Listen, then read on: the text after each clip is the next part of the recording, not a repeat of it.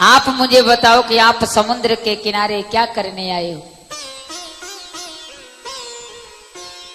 रामचंद्र जी ने कहा, हनुमान जी मेरे मन में बहुत बड़ी शंका है, आप हमारे शंका का समाधान कीजिए। तो रामचंद्र जी ने जैसे कहा, हनुमान जी बोले, बताइए कौन सी शंका है। बोले रामचंद्र जी, बोले हनुमंत लाल, मेरे नाम से नलनील पत्थर छोड़ रहे और वो पत्थर तैर रहे हैं और मैं तो स्वयं राम हूं, तो मुझे राम कहने की क्या जरूरत, राम का नाम लिखने की क्या जरूरत। तो हनुमान जी महाराज ने बड़ा सुंदर जवाब दिया कि हे प्रभु राघवेंद्र सरकार, आपने इस पत्थरों पर राम नहीं लिखा है, तभी तो यह पत्थर डूब गए। अगर राम लिखा होता तो यह पत्थर डूबते नहीं। रामचंद्र जी ने कहा क्यों। बोले संसार में जिसको आपका नाम का सहारा नहीं मिलता वो हर इंसान डूब जाता है, और जिसे आपके नाम का सहारा मिलता है तो वो भवसागर रूपी नदी में तैर जाता है। जिस राम के नाम से, राम के नाम के सहारे से पत्थर तैर रहे हैं, और आपने तो इनको विनय नाम के सहारे से छोड़ दिया, इसलिए ये पत्थर डूब गए। और प्रभु जिसे आप अपने हाथों से छोड़ दोगे तो वो महाराज तैरेगा या डूब जाएगा। रामचंद्र जी ने कहा बात तो सही है। तो कहने का महाराज तात्पर्य है, वशिष्ठ जी महाराज समझा रहे हैं कि आपके जो कौशल्या की गोद में पुत्र है उस पुत्र का नाम राम है। अब जो राम जी से छोटे हैं, जो राम जी से छोटे हैं उनका नाम विचार करके रखा गोस्वामी जी महाराज ने। महाराज वशिष्ठ जी कहते राजन सुनो, अब जो राम जी से छोटे हैं उनका नाम क्या विचार करके रखा है कि विश्व भरन पोषण कर जोई, विश्व भरन पोषण कर जोई, ताकर नाम भरते अस होई, ताकर नाम भरते अस होई।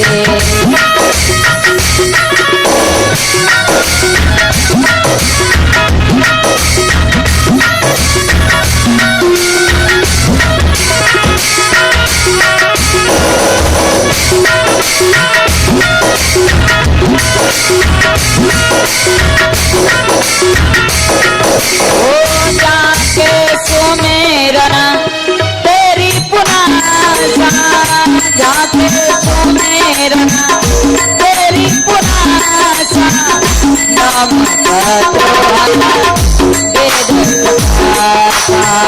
नाम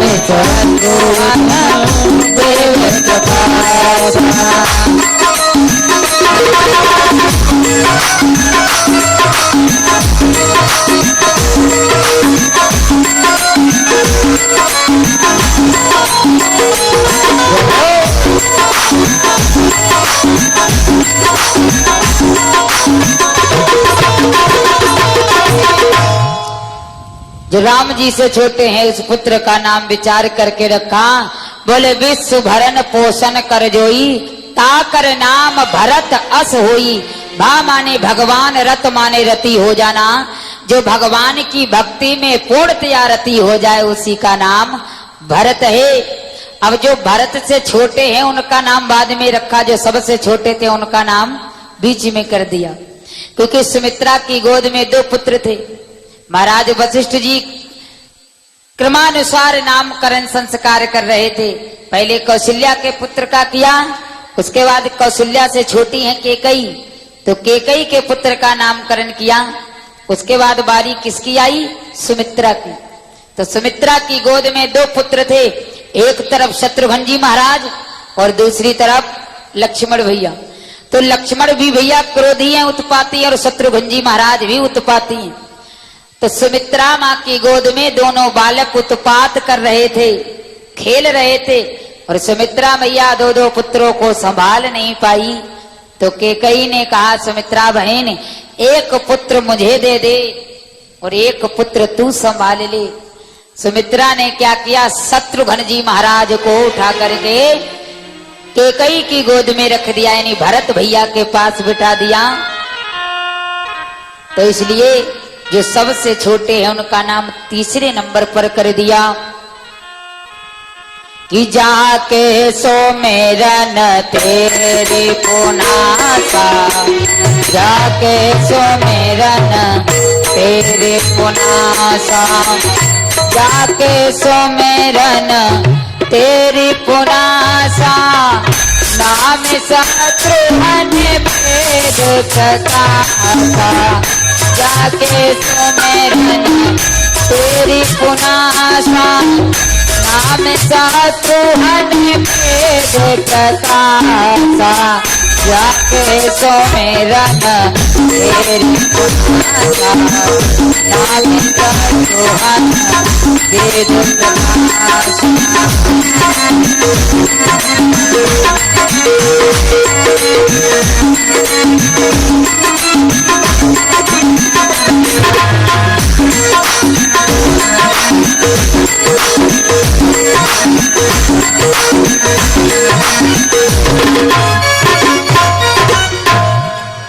भरत से जो छोटे हैं उनका नाम बाद में, और जो सबसे छोटे उनका नाम रखा, बोले जाके सुमिरन तेरी पुनासा, और नाम शत्रुघ्न वेद प्रकाशा।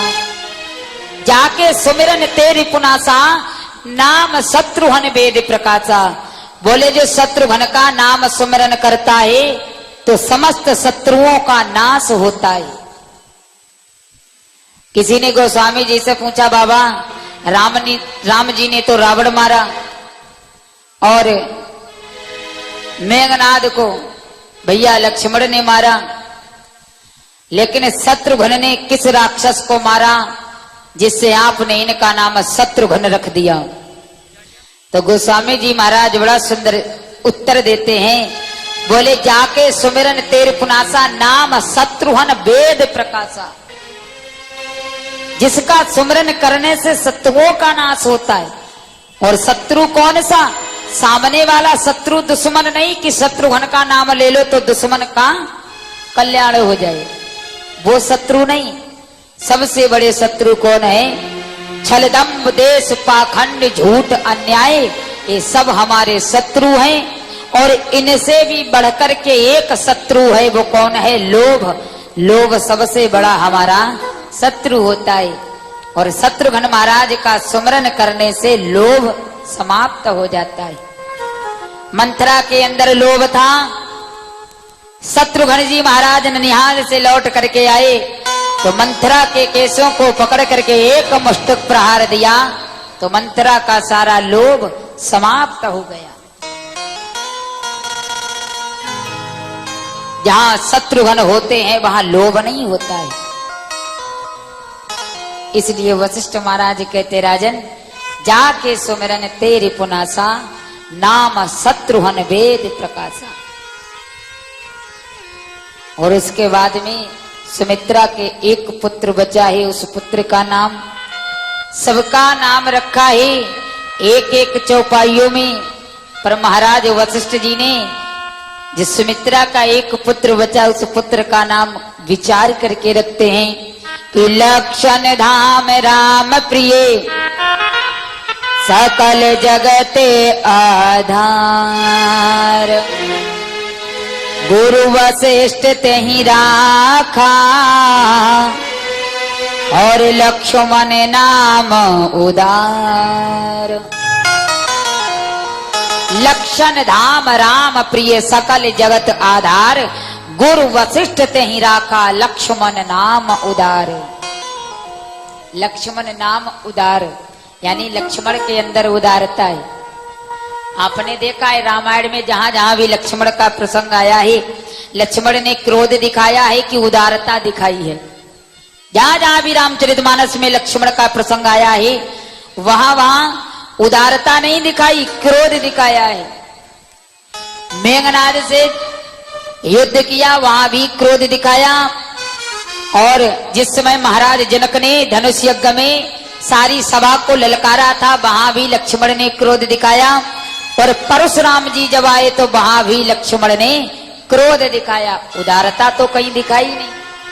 पर वशिष्ठ जी कहते, राजन गुरु वशिष्ठ ते ही राखा, लक्ष्मण नाम उदार। आखिर लक्ष्मण को उदारता क्यों बताया, उदारवान क्यों बताया, लक्ष्मण के अंदर उदारता क्यों बताई? क्योंकि वास्तविक में जितनी उदारता लक्ष्मण के अंदर है उतनी उदारता किसी के अंदर नहीं है। जहां जहां भी लक्ष्मण ने क्रोध दिखाया, श्रोताओं, अपने लिए नहीं दिखाया बल्कि अपने राम जी के लिए क्रोध किया। जनक से झगड़ा किया तो अपने राम के लिए, परशुराम जी से झगड़ा किया तो अपने राम के लिए, अपने माता पिता को त्याग दिया तो राम जी के लिए, अपनी उर्मिला जैसी पत्नी को 14 वर्ष तक त्यागा वो सिर्फ राम के लिए। निद्रा और भोजन केवल राम जी के लिए त्यागा। तो लक्ष्मण के अंदर सबसे बड़ी उदारता है। लक्ष्मण का अर्थ होता है जिसका जीवन में एक लक्ष्य बन जाए उसी का नाम लक्ष्मण होता है। जिसके जीवन का एक लक्ष्य हो जाए कि मुझे अपने प्रभु के पद चिन्हों पर चलना है तो वही लक्ष्मण कहलाता है। गोस्वामी जी महाराज ने मानस में वंदन भी किया है कि रघुपति कीरत विमल पताका और दंड समान भयो जस जाका। रघुपति कीरत विमल पताका दंड समान भयउ जस जाका। भगवान राम ध्वजा है तो दंड लक्ष्मण है और बिना दंड के कभी ध्वजा नहीं लहर सकती। इसलिए रघुपति कीरत विमल पताका दंड समान भयउ जस जाका। लक्ष्मण जी दंड के साथ राम जी के साथ रहे हैं। जैसे ध्वजा में दंड लगाई जाती है उसी प्रकार राम जी के साथ लक्ष्मण भैया ने 14 वर्ष तक साथ दिया है। गोस्वामी जी महाराज ने जब नामकरण संस्कार किया, अंत में गोस्वामी जी महाराज कहते हैं कि धरई नाम गुर हृदय विचारी वेद तत्र नप तब सुते चारी। धरे नाम गुरु हृदय विचारी। गुरु ने, महाराज वशिष्ठ जी ने अपने हृदय से विचार करके सुंदर नाम रखा। चारों पुत्रों का नामकरण संस्कार हुआ। महाराज वशिष्ठ जी को बहुत प्रकार का दान दिया और दान लेकर के महाराज वशिष्ठ अपने आश्रम में चले गए। इधर भगवान श्री राम चारों पुत्र जब बड़े हुए,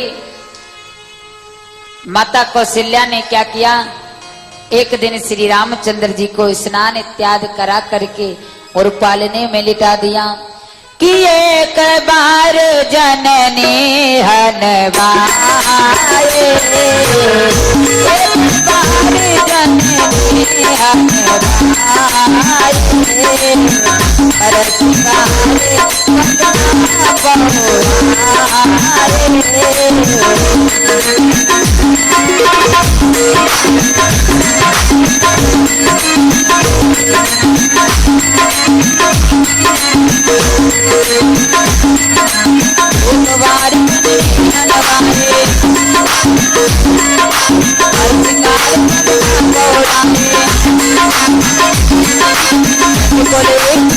हनवाए,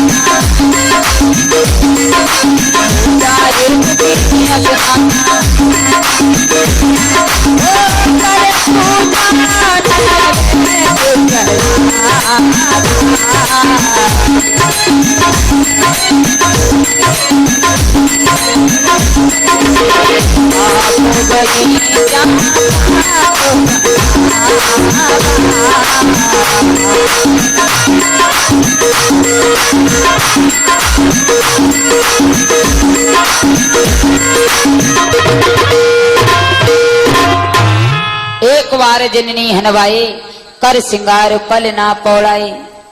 मानस में आया है एक बार जननी हनवाए कर सिंगार पल ना पौड़ाए। एक बार शब्द इसलिए आया है जिस दिन भगवान श्री रामचंद्र जी को स्नान कराया था उस दिन राम जी का जन्मदिन था और जन्मदिन वाले दिन एक ऐसी घटना घटित हो गई तो बाबा ने लिख दिया एक बार जननी हनवाई। कभी कभी हम आप यहाँ से पुवाया जाएं और प्रतिदिन जाएं और किसी दिन कोई घटना घटित हो जाए तो हम आप क्या कहते भैया जब हम एक बार गए थे कहाँ पुवाया, तो कई जब कोई घटना घटित हो जाए तो वहां पर एक बार लगा देते हैं। तो गोस्वामी जी ने भी एक बार जननी हनवाई कर सिंगार पलना पौड़ाई। भगवान श्री रामचंद्र जी को स्नान कराया और स्नान करा करके पालने में लिटा दिया। बड़ी सुंदर तरीके से भगवान को तैयार कर दिया, सिंगार कर दिया और सिंगार करके भगवान को पालने में लिटा दिया। और पालने में लिटाने के बाद स्वयं जाकर के भगवान की पूजा करने लगी कि निज कुल इष्ट देव भगवाना पूजा हेतु कीन स्नाना। अपने इष्ट भगवान का वंदन पूजा करने के लिए स्नान किया। स्नान करने के बाद कर पूजा नैवेद्य चढ़ावा। अपने इष्ट भगवान को नैवेद्य चढ़ाए, पुष्प चढ़ाए, मिष्टान चढ़ाया और इसके बाद में आप गई जहां पाक बनावा। अपने आप तो रसोई में चली गई। इधर भगवान श्री राम पालने में लेटे लेटे सोच रहे हैं कि मेरी मैया अपने इष्ट भगवान को बड़े प्रेम से सभी मिष्टान नैवेद्य चढ़ा करके गई है, तो लाओ जरा हम भी इनका भोग लगा करके देखें। तो मैया तो चली गई रसोई में। भगवान ने देखा कि मैया तो यहाँ है नहीं, तो यही सुंदर अवसर है। तो भगवान ने इधर उधर देखा कि कोई नहीं है, तो धीरे से भगवान पालने से उतरे और पालने से उतर करके घुटनों के बल चल करके और जहां माता कौशल्या के इष्ट भगवान बैठे थे नैवेद्य को चढ़ाया, वहीं पर भगवान घुटनों के बल चल करके बैठ गए। भगवान ने देखा इतना मिष्टान चढ़ा हुआ, इतने नैवेद्य चढ़ाए गए। भगवान ने देखा मैया तो नहीं आ रही कहीं, तो मैया तो रसोई में चली गई थी। भगवान श्री रामचंद्र जी ने धीरे से नैवेद्य को उठाया और खाना प्रारंभ कर दिया। दोनों हाथों से भगवान घटाघट सब घटक गए। इष्ट भगवान के पास कुछ नहीं बचा। भगवान ने सोचा जब भाव से चढ़ा करके गई तो भोग लगाना भी हमारा कर्तव्य बनता है। तो जितना कुछ चढ़ा करके मैया गई सब भगवान श्री राम ने सब खा लिया, कुछ नहीं बचा। रसोई से लौट करके जिस समय पालने के पास आई तो देखा भगवान लेटे हैं। अपने इष्ट भगवान के पास गई तो क्या देखा भगवान दोनों हाथों से नैवेद्य को खा रहे हैं। दो दो जगह बालकों को जब माता कौशल्या ने देखा तो आश्चर्य चकित हो गई, बुद्धि भ्रम में पड़ गई कि वाकई में दो बालक हैं। क्या हमारी बुद्धि भ्रम में पड़ गई कि एक बालक है? यहाँ वहाँ दो बालक देखा मत भ्रम मोर किया जिसे। यहाँ वहाँ दो बालक देखा मत भ्रम मोर बालक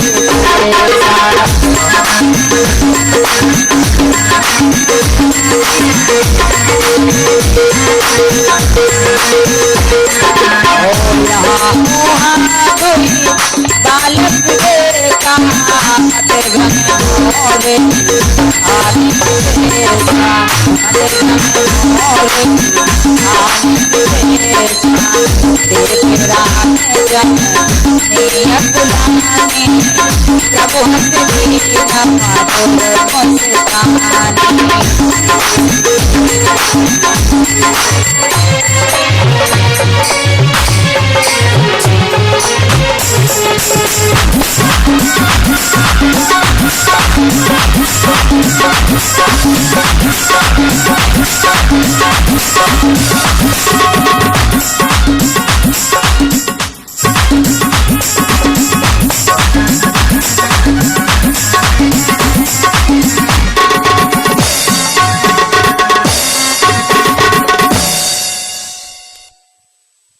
कौशल्या ने जब दो दो जगह बालकों को देखा, यहाँ वहां दुई बालक देखा, मत भ्रम मोर ज्ञान विशेष। दो दो जगह बालकों को देखा, देख राम जननी अकुलानी, प्रभु हंस दीन मधुर मुस्कानी। जैसे ही माता ने दो दो जगह बालकों को देखा, विचार करने लगी कि वाकई में दो बालक हैं कि हमारी कोई बुद्धि भ्रम में पड़ गई हो। और भगवान कहते हैं कि जब भक्त भ्रम में पड़ जाता है तो भगवान अपनी माया दिखाते हैं। माता कौशल्या की बुद्धि जब भ्रम में पड़ गई, मत भ्रम मोर ज्ञान विशेषा, कोई और कारण है या हमारी बुद्धि भ्रम में पड़ गई। जैसे माता कौशल्या की बुद्धि भ्रम में पड़ी, इधर भगवान ने सोचा कि जिसके अंदर भ्रम पैदा हो जाए तो फिर माया दिखाना हमारा कर्तव्य बनता है। भगवान श्री राम ने उसी समय माता कौशल्या को अपनी सारी माया दिखा दी कि दिख रावा माता निज अद्भुत रूप अखंड, रोम रोम प्रतिलागे कोट कोट ब्राह्मंड।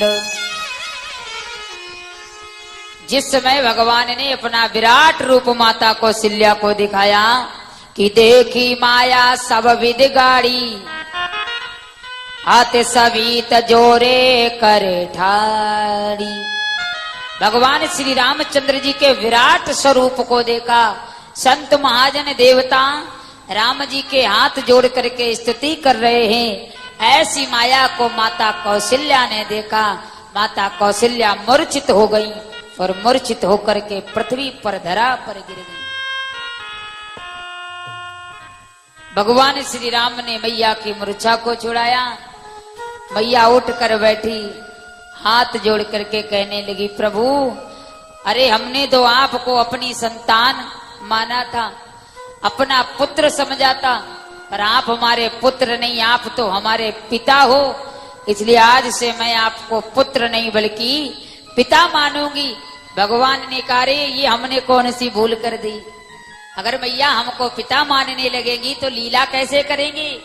जिस कार्य के लिए धरा पर आए हैं वो कार्य कैसे करेंगे। इसलिए भगवान ने माता कौशल्या से कहा कि हे मैया, आज के बाद तुम्हें मेरी माया नहीं दिखाई देगी। आज के बाद मुझको लेकर के कोई बुद्धि भ्रम में नहीं पड़ेगी। आज के बाद तुम्हें मेरी माया नहीं व्यापेगी। इसलिए मैया मुझे पिता नहीं बल्कि पुत्र मानो। भगवान ने एक क्षण में अपनी सारी माया को समेट लिया। माता कौशल्या सब भूल गई कि कहाँ वो विराट भगवान, कहाँ राम, कुछ नहीं याद रहा। फिर अपने लल्ला को गोद में उठाया और फिर पालने में लिटा दिया। जो घटना रामावतार में हुई, यही घटना कृष्णावतार में भी हुई थी। भगवान कन्हैया का जब जन्म हुआ, द्वार पे सब साधु महात्मा आए तो माता यशोदा के द्वार पर एक दिन एक बाबा आ गया। बाबा द्वार से भगवान कन्हैया के दर्शन की अभिलाषा लेकर के आया था द्वार पर। यशोदा मैया द्वार पर आई, बोले ये बाबा क्या चाहते हो। बोले तुम्हारे घर लाला का जन्म हुआ है तो भोजन भी करना चाहते हैं और तेरे लाला का दर्शन भी करना चाहते हैं। और भगवान कन्हैया तो वैसे भी चली आए। बाबा यशोदा के महल में गए तो यशोदा मैया ने कहा, बाबा एक बात बताओ, हमारे हाथ का भोजन करोगे या स्वयं बना करके खाओगे। महात्मा जी कहने लगे, मैं किसी के हाथ का भोजन नहीं करता हूं, मैं तो स्वयं भोजन बना करके खाऊंगा। भगवान ने कहा, अच्छा बाबा अपने आप ही भोजन बना के खाएगा, इतना बड़ा बाबा बनता है। भगवान ने कहा, अभी रुको, इस बाबा का भी कल्याण करना है। माता यशोदा ने रसोई को साफ किया, भोजन की सामग्री दी। बोले बाबा आकर के स्वयं अपने आप भोजन बना लो। बाबा ने झोली उतारी, सीधे रसोई में पहुंच गए और भोजन बना करके तैयार किया और भोजन बनाने के बाद जैसे ही थाल में भोजन परोस करके बाहर लाए, सामने थाली रख ली और पास ही में भगवान कन्हैया बैठे हुए थे। छोटे से भगवान बैठे, हाथ जोड़ करके जिस समय बाबा ने भोग लगाया कि हे मेरे कन्हैया, हे मेरे गोविंद, कहाँ हो, भोग लगाओ। अब गोविंद भगवान तो पास ही में बैठे। बाबा आंख बंद करे हैं, जब तक आंख बंद की तब तक भगवान कन्हैया ने भोजन की थाल में जो भोजन था वो आधा साफ कर गए। महाराज बाबा की आंख खुली तो आधा भोजन गायब। भगवान आराम से जितना मुंह में था वो चबा रहे बैठे। बाबा ने जोर से आवाज लगाई, मैया देख तेरे लाला ने हमारा भोजन जूठा कर दिया। मैया दौड़ करके आई, कन्हैया का कान पकड़ा और कान पकड़ करके एकांत में बैठा दिया। कन्हैया तुझे पता नहीं किसी की थाली में भोजन नहीं किया जाता है और तू आकर के भोजन करने लगा। कन्हैया ने कहा मैया जाओ, दोबारा नहीं भोजन करूंगा, आप जाओ। भैया ने रसोई साफ की और दोबारा फिर भोजन सामग्री दी। बाबा ने भोजन बना के तैयार किया, फिर थाली में